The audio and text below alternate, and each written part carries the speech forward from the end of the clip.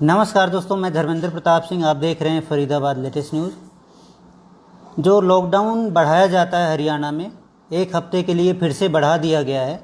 सुरक्षित हरियाणा महामारी अलर्ट के अंतर्गत जो लॉकडाउन है, वैसे तो लॉकडाउन बहुत कम हो चुका है, नाम का लॉकडाउन है, लेकिन जो पाबंदियां हैं और गाइडलाइंस हैं उसको एक्सटेंड कर दिया जाता है। तो अभी 19 जुलाई तक ये बढ़ा दिया गया है, लेकिन जनता के लिए बहुत राहत दी गई है, मतलब बहुत सारी पाबंदियां हटा दी गई हैं। मैं आपको एक एक करके बताऊंगा कि क्या क्या राहत दी गई है। आप लोग देखिए, शेयर भी कीजिए, क्योंकि अब की बार बहुत ज़्यादा राहत है और बहुत सारी चीज़ों को खोलने की परमिशन भी दी गई है, जिसे आपके लिए जानना बहुत ज़रूरी है, क्योंकि यह आपके जीवन से जुड़ा है, छात्रों के जीवन से, स्पोर्ट्समैन के जीवन से, और भी शादी विवाह जिनको करनी है उनसे भी जुड़ा हुआ है। तो आप लोग इसको ज़रूर जानिए। मैं आपको एक एक करके बताता हूँ, आप लोग शेयर भी कर दीजिए। जैसे कि सबको टेंशन रहती है शादी विवाह में कितने लोग आ सकते हैं, तो अभी जो है गवर्नमेंट ने शादी विवाह और फ्यूनरल सेरेमनी क्रीमेशंस में 100 लोगों को छूट दे दी है। मतलब अब 100 लोग आ सकते हैं शादी विवाह में, और अगर ओपन में शादी होती है तो 200 लोग आ सकते हैं। मतलब क्लोज में 100, ओपन में 200। ये बहुत बड़ी राहत है। पहले 50 लोग ही आ सकते थे। इसके अलावा जो शादियां हैं वो कोर्ट और घर के बाहर भी हो सकती हैं। ये बहुत बड़ी राहत है। पहले घरों में करते थे, कोर्ट में करते थे, अभी जो है कहीं भी शादी कर सकते हैं। ये बहुत बड़ी राहत है, पब्लिक को दी गई है। 200 लोग तक आ सकते हैं, ओपन में 200 और क्लोज में 100 ही अलाउड हैं।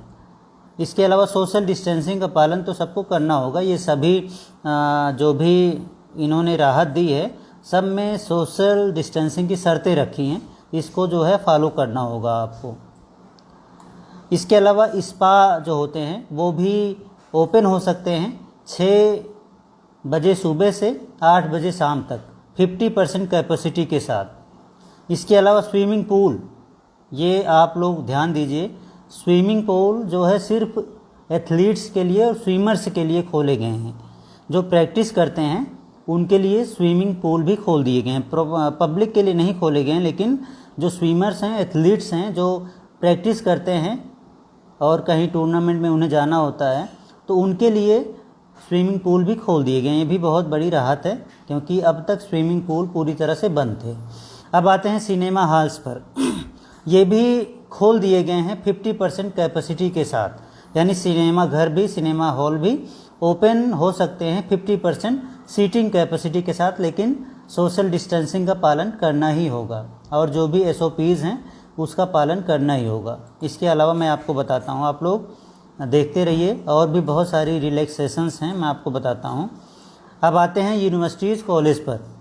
ये भी उन स्टूडेंट्स के लिए ओपन हो गए हैं जिनको डाउट है, कोई क्वेरी है, वो जाके वहाँ पर अपनी डाउट्स को क्लियर कर सकते हैं। यानी कि क्लासेज ओपन नहीं हुई हैं, लेकिन स्टूडेंट्स के लिए उनकी डाउट्स को क्लियर करने के लिए यूनिवर्सिटीज़ और कॉलेज भी ओपन हो गए हैं। इसके अलावा लेबोरेटरीज़ भी ओपन हो गई हैं। प्रैक्टिकल एग्जामिनेशंस जो है हो सकते हैं, ऑफलाइन एग्जामिनेशन भी हो सकते हैं सोशल डिस्टेंसिंग के साथ। ये भी बहुत बड़ी रिलैक्सेशंस हैं।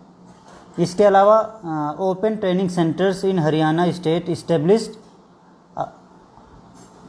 फिर से पढ़ता हूँ, open training centres in Haryana state established under the aegis of Haryana skill development missions are allowed to open, मतलब ये भी ओपन हो चुके हैं। इसके अलावा coaching institutions, libraries and training institutes, ये भी ओपन हो चुके हैं। मतलब अब कोचिंग सेंटर्स भी ओपन हो सकते हैं, लाइब्रेरीज भी ओपन हो सकती हैं और ट्रेनिंग इंस्टीट्यूशंस भी ओपन हो सकते हैं। ये भी बहुत बड़ी रिलैक्सेशंस है, बहुत बड़ी राहत है पब्लिक के लिए, क्योंकि अब तक कोचिंग जो है बंद थी, ट्रेनिंग सेंटर्स बंद थे। तो ये भी बहुत बड़ी राहत है पब्लिक के लिए।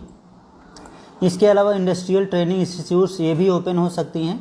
सोशल डिस्टेंसिंग और SOP का पालन करना होगा।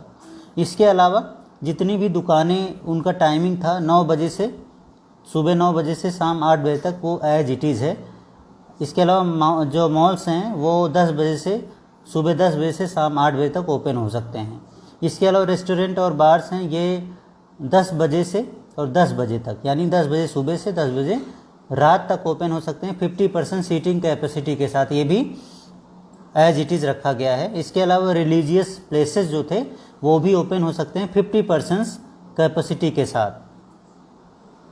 कैप किया गया है 50% ही ये शामिल हो सकते हैं रिलीजियस प्लेसेस पे, मंदिर, मस्जिद या गुरुद्वारे में।